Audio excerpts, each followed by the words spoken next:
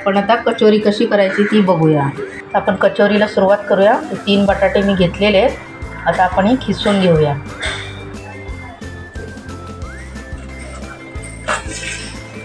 इथे 3 बटाटे घेतले, ते मी खिसून घेते। ते बटाटे खिसूनच घ्यायचे, मॅश करून घ्यायचे नाही, तर काय त्याच्यामध्ये गाठी राहतील ना, म्हणून बटाटे हे खिसूनच घ्यायचे।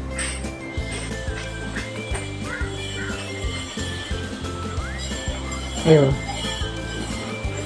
आता आपण कचोरीसाठी लागणारं सारण बनवूया।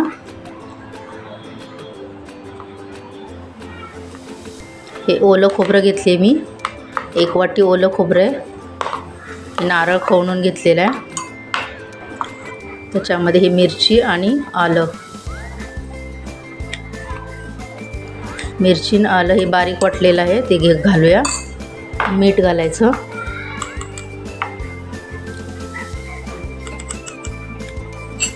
थोडीशी साखर घालूया आणि लिंबू,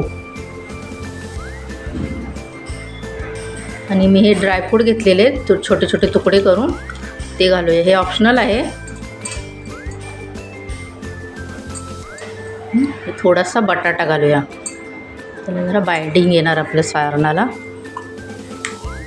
सारण आपलं मिळून येणार खोबरं आणि बटाटा घातल्यामुळे।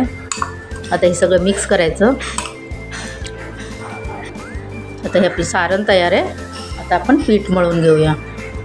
आता हे आपण बटाटा खिसून घेतलेला आहे, त्याच्यामध्ये आपण राजगिरा पीठ घालणार आहोत।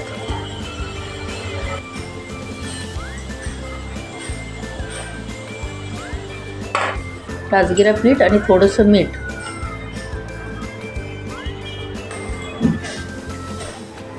ही कचोरी एकदम सोपी आहे करायला, घरच्या साहित्यामध्ये करू शकतो आपण। आणि याच्यामध्ये तुम्ही शिंगाड्याचं पीठ किंवा वरी तांदूळ किंवा साबुदाणा मिक्सरला वाटून तो पण घालू शकता।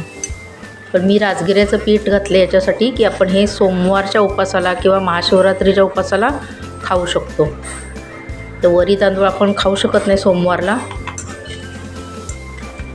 त्यामुळे वरी तांदूळ वापरलेलं नाही आहे।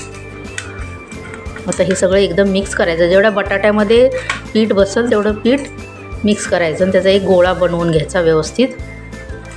हे बघा आपला एक गोळा तयार झालेला आहे।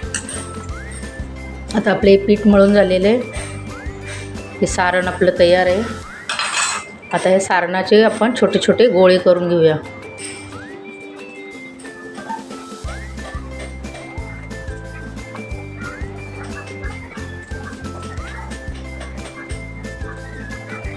हे आपले गोळे तयार आहेत।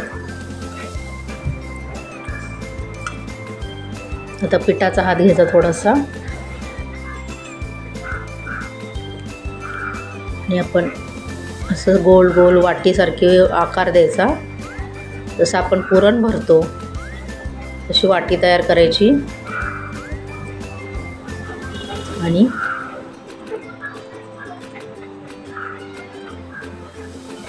हे बघा तुम्ही बघू शकता मी कसं करत आहे। असं पूर्ण ते तोंड बंद करायचं, पुन्हा जरा पिठाचा हात घ्यायचा,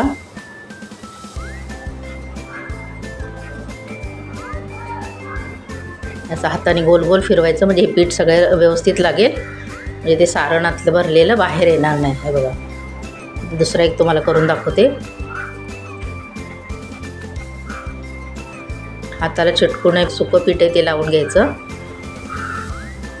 आणि आपल्याला लहान मोठं कशा आकाराची हवी कचोरी त्याप्रमाणे तुम्ही करू शकता।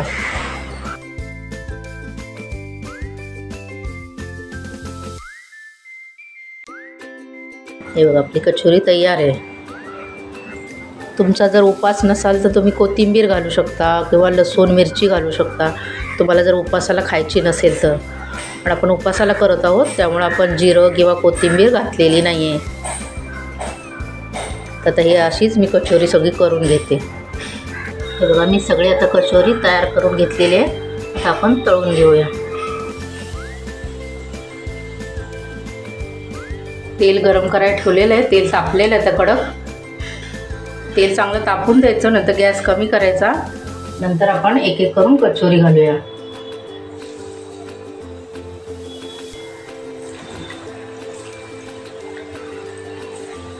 कचोरी तेलात घातल्यानंतर लगेच हलवायची नाही, 1 मिनटं तरी थांबायचं, नंतर आपण हलवायची.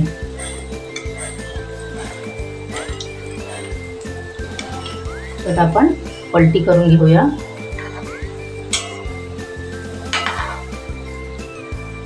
हे बघा कसा गोल्डन ब्राऊन कलर आलेला आहे. आपल्याला जास्त वेळ तळायला लागत नाही, जास्त पण घालायचं नाही कचोरी, 2 नाही तर 4. आपण तेल किती घातले त्याप्रमाणे कचोरी घालायची आणि तळून घ्यायच्या, खरपूस तळून घ्यायच्या. हे बघा आपली तर कचोरी तळून झालेली आहे. माझी रेसिपी तुम्हाला आवडली असल्यास लाईक करा, शेअर करा, सबस्क्राईब करा. धन्यवाद. आपली कचोरी तयार आहे. हे बघा.